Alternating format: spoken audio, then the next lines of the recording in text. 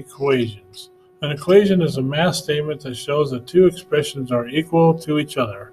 To solve a one-step equation, you need to undo an addition or a subtraction or a multiplication or a division to isolate the variable on one side of the equation. Here's some examples of different types of one-step equations, and we're going to show you what the first step is to solving each one. So in order to undo addition, you subtract. In order to undo subtraction, you add. In order to undo multiplication, you divide. In order to undo division, you multiply. So there's the first four steps on those equations. Now let's go ahead and finish them off. So on the first one, we end up with x equals 22 minus 14, which is 8. On our next example, the 13s cancel out. We end up with x equals negative 14 plus 13. Well, that just equals negative 1. On our third example, 14 divided by negative 7 is negative 2. And then the x cancels out, and we just have negative 2. And in our last example, we multiply both sides by 3 so that the 3's cancel. And then x equals negative 4 times 3, which is negative 12. All right, so there's our examples of one-step equations. Now, if we move on to two-step equations, we have to undo an addition or a subtraction, and then undo a multiply or divide on both sides of the equation to get our variable isolated on one side. So here's a couple of examples of two-step equations. And so if we start out with the first step, what would that look like? Well, that would look something like this. So in order to finish that off, then we would have to cancel out the 4's, leaving us with 3x equals 15. And then we divide both sides by 3. And our final answer then is x equals 5 on that first one. What about our next problem? Well, we had to undo minusing 11 by adding 11. So that gave us 22 plus 11 on the left side, which is 33. And all of that equals negative 3x. So I divide both sides by negative 3. 33 divided by negative 3 is negative 11. So x equals negative 11. So there's how you do two-step equations. Then the next thing is the distributive property.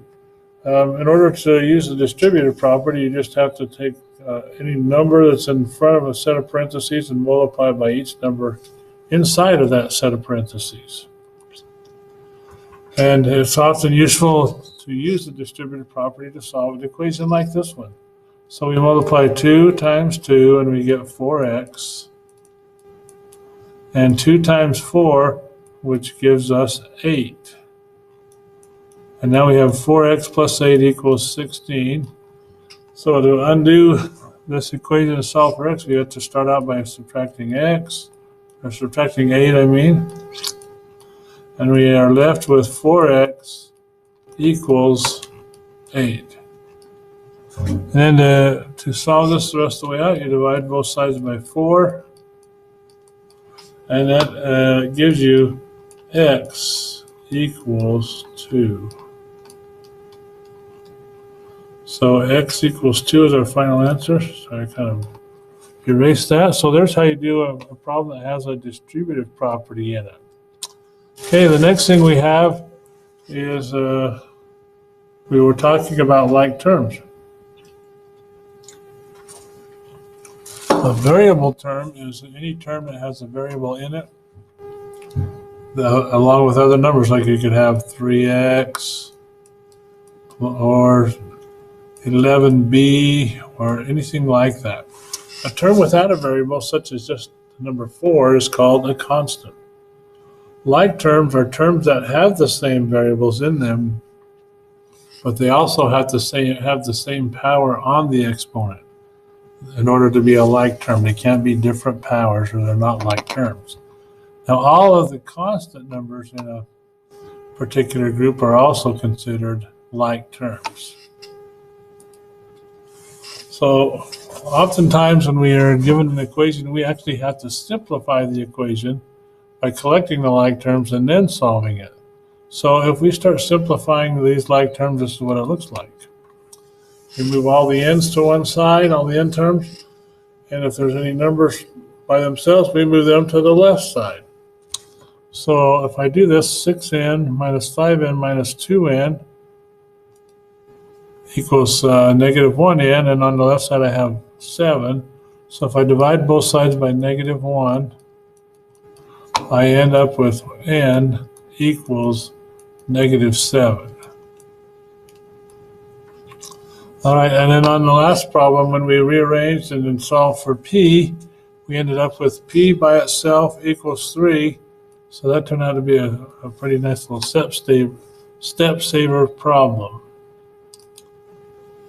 Okay, so the next type, and as we get close to the end here, is that we did some equations that where you had to do a distribute property type of a situation first, then combine the like terms on the same side, and then get the variable on one side.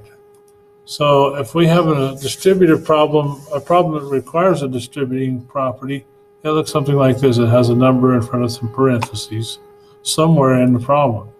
So then you end up multiplying that number by each term in the parentheses, and in this case we end up with 11m minus 8 equals negative 3 plus 6m. So in order to solve this, we got to move the 6m over, so we're going to end up with 11m minus 6m equals negative 3 plus 8. All right, so from there, 11m minus 6m is 5m, and negative 3 plus 8 is 5. So our final step is just to divide by 5. And lo and behold, we get m equals 1.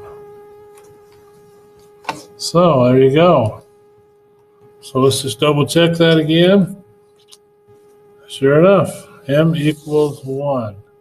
So that's not too bad. And each new process, when you go through the process of solving it, you end up with equations that look like the ones that you've done before.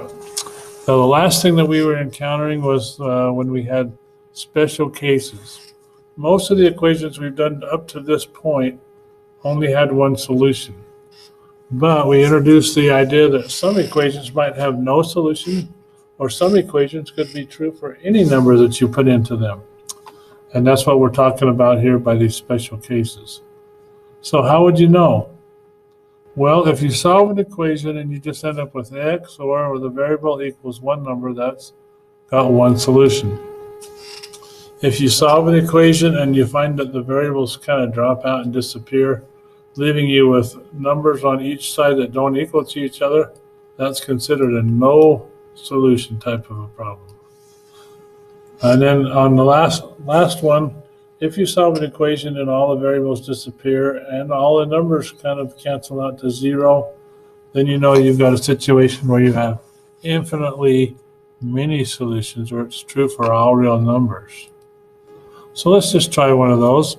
So if I use the distributive property to get rid of the parentheses on this side, I do 3 times 2b, that's 6b, and 3 times 5 is 15. Okay, so it's 15. And then on the other side we have 6b plus 3. Well, I notice if I subtract 6b from both sides, those will be eliminated. And that will leave me with 15 equals 3, which isn't the case. They're not equal to each other. So this would be an example of a no solution problem. Okay, that's how they work. Okay, so that'll be enough examples for us. And just kind of reiterate the one that we just had. And so as you can see that they cancel out, so that you get 0 equals negative 10. That means no solution. So what we have is just an assignment on Alex, solving equation review. Thank you very much.